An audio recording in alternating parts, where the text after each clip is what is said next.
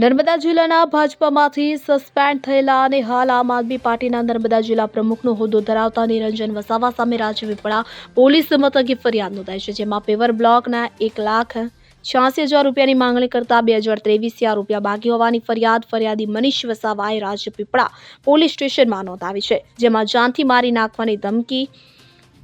ની પોલીસ ફરિયાદ નોંધાવતા ચકચાર મચી જવા પામી છે। ફરિયાદની વિગત એવી છે કે ફરિયાદી મનીષ વસાવાએ આરોપી નિરંજન નગીનભાઈ વસાવા રહેવાસી કુંવરપરાને જૂન 2013 થી સપ્ટેમ્બર 2023 સુધી અલગ અલગ તારીખોમાં પેવર બ્લોક કુલ રૂપિયા 1,86,000ના આરોપીને તેના ગામના કામો કરવા સારું આરોપી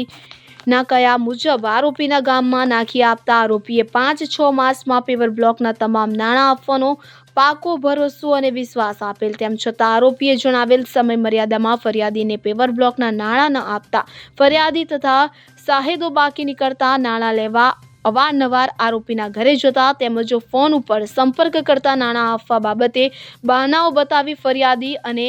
સાહેદો માટે સપ્ટેમ્બર 2025માં આરોપીના ઘરે બાકી નીકળતા નાણાં લેવા જતા આરોપીએ ફરિયાદી તથા સાહેદો સાથે માં બેન સમાણી ગાળો બોલી હવે પછી તમારા બાકી નીકળતા નાણાં લેવા આવશો તો જાનથી મારી નાખીશ તેવી ધમકી આપી ગુનો કરતા આ બાબતે R Thumar police sub inspector રાજપીપળાએ તપાસ આદરી છે। દીપક જગતાપ સાથે CN24 ન્યૂઝ રાજપીપળા। હવે જુઓ દેશ દુનિયાની તમામ ખબરો તમારી આંગળીના ટેરવે।